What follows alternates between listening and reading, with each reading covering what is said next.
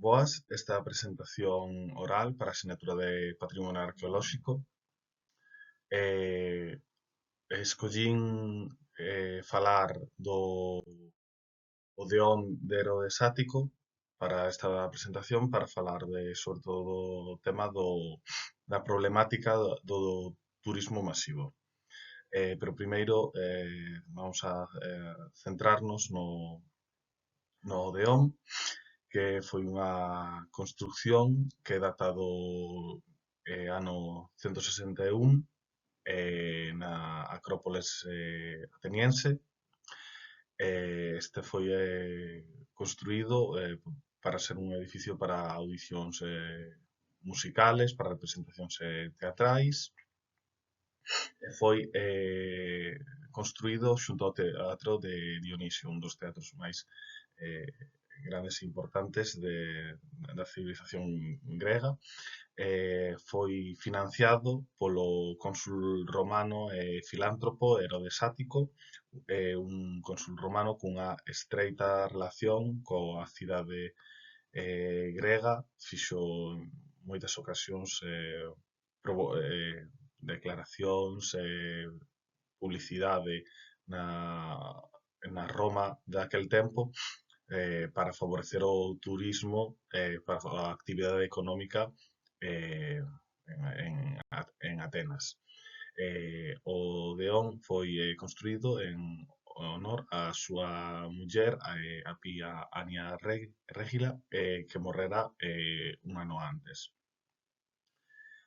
O Deón foi destruído no ano 267 como consecuencia da invasión dos Geruli e, polo contrario de que moitas outras construccións que foron dañadas, esta non foi reconstruída. Non sería ata mediados do século XIX que a Sociedade Arqueolóxica e o arqueólogo Pitakis, quitando toneladas de terra, conseguirían redescubrir o Deón. Esta é a primeira imaxe da que se ten constancia, que data do ano 1880, aproximadamente. Nos enseña, bueno, pues, o estado no que cando foi desenterrado. Non sería ata a década dos anos 50 do século XX, entre o 1952 e 1953, que o Odeón sería restaurado por completo. Este se comenzaría a usar para espectáculos de diferentes índoles, pero sempre con un estatus moi elevado, xa que pois colle unha fama de teatro grego clásico, con un montón de importancia cultural para o propio pueblo grego. Dende 1957 alberga ese tipo de espectáculos, seguramente o que máis relevancia ten é o Festival de Atenas de teatro, que se celebra todos os anos durante o verán, dende ese ano, de 1957, ata a actualidade. Tamén outro tipo de eventos, como concertos de artistas de nivel internacional e demais. Entón, a miña elección ten que ver sobre o Deón, ten que ver con unha noticia respecto ao Festival de Atenas que se mencionou previamente. Esta noticia, que data de 2006, pois, me parece moi significativa, tanto polo ano no que se dá, tanto polo contido.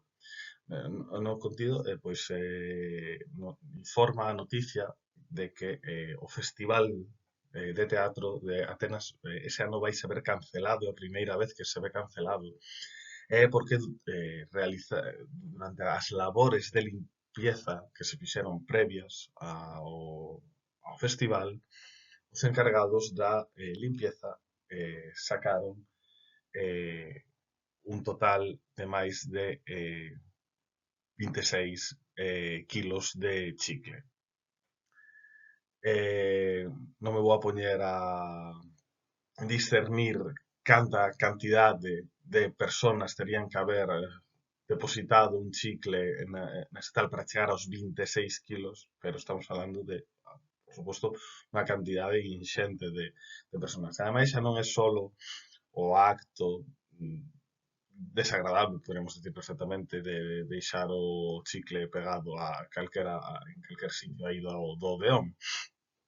Senón que os propios chicles teñen uns ácidos que poden ser dañinos de maneira permanente a moitas das superficies do Odeón. Foi por eso que, tras decidir que non se iba a celebrar o Festival de Teatro de Atenas ese ano, se iba a implementar unhas novas normas onde se prohibiría o consumo de chicles no Odeón e tamén que se prohibiría levar tacóns, xa que o feito de levar tacóns tamén pode dañar as superficies do Odeón.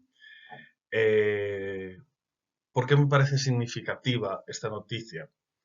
Bueno, primeiro polo que dixen que o feito de que isto foi en 2006, entón estamos falando de unha cantidade moi grande de xente sendo partícipe en este daño hacia o patrimonio.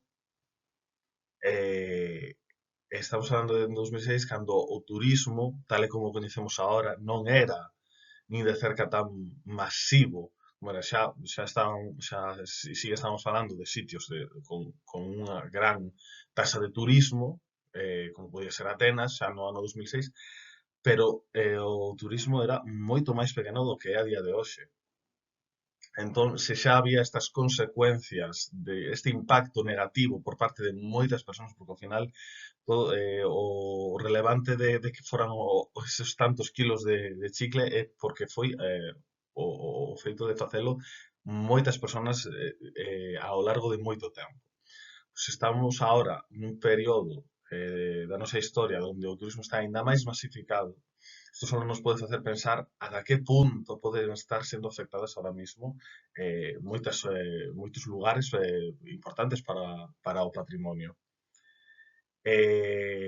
Outra, esa foi unha das cousas polas que me pareceu interesante, e segundo, porque creo que é relevante que o problema do turismo, aínda que é un problema colectivo, é un problema que recae única e exclusivamente no propio individuo. É un problema que ten un corte individualista. O que quere decir é que ao final depende dos actos de moitas persoas, pero son actos individuais. O cal nos indica que é algo moitísimo máis difícil de solucionar. Esta noticia, pois, creo que se podría relacionar con este último apartado que menciono, donde comentó o problema sistemático do turismo masivo. Por que comento que un problema sistemático? Porque é algo que está implícito un pouco no propio feito do turismo masivo.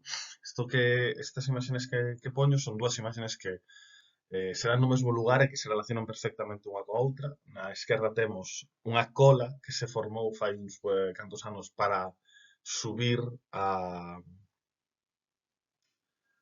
cima do Monte Everest, o pico máis alto do mundo, e que fai 70 anos era unha hazaña conseguilo. Foron moitas persoas as que fracasaron, perderon a vida para chegar aí e, sin embargo, a día de hoxe é unha atracción máis, porque efectivamente estamos falando de un tipo de algo que está masificado, algo que xa non é algo que ten un componente, pois eso, científico, o feito de escala hasta aí é pouco, senón que estamos falando de algo, pois eso, algo de puro turismo. Entón vemos aí esa cola que fala, representa, para min é unha das imaxes que mellor representa o turismo masivo, e á dereita temos as consecuencias de tanta xente participando na escalada do Monte Everest todo ese lixo, toda esos restos de moitas persoas masificadas nun mesmo sitio, eso é o que produce. Entón, ese é un problema que está un problema que está eh, inmerso no propio sistema do turismo, porque non podes realmente parar os actos individuais de cada persona. Podes facer solucións colectivas, prohibindo cousas, poñendo horarios e demais, como se está facendo en moitos sitios turísticos son respecto a patrimonio cultural, pero non podes controlar eso. E ademais, cando fixen a investigación sobre este asunto, pues, me puxen a mirar sobre o que se coñece como turismo sostible.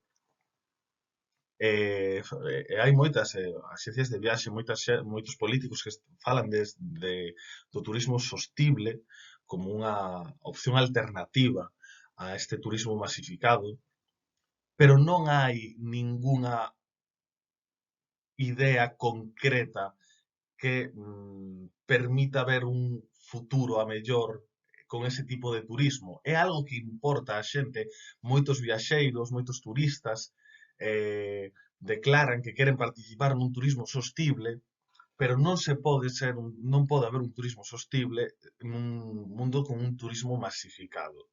Entón é un problema de raíz do turismo masificado. Ahora mesmo hai moitas facilidades para poder ir a moitos sitios do mundo, hai un montón de sitios que, pues, por diversas razóns, sobre todo pola difusión de internet, que fai 30 anos non eran nada coñecidos, a día de hoxe están completamente masificados. Un exemplo que se me ocurre cercano a nós é, por exemplo, a Praia das Catedrais.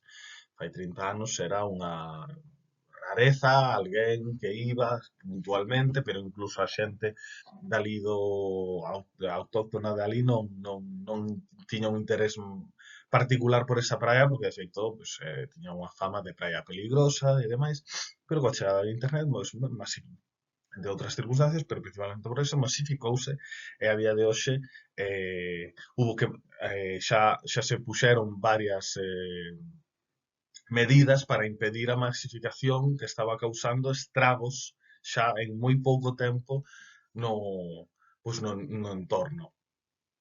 Entón, a min me non atopo, ben podendo eso, coller algunhas normas, sobre todo eso de limitar tanto horarios como incluso de temporadas, que debería haber sitios de patrimonio cultural que solo foran visibles nunhas épocas concretas do ano e nada máis. Pero, bueno, eso chocaría co sistema económico capitalista que favorece o turismo, que é o de pues, gañar o máximo posible a costa de calquer tipo de patrimonio cultural.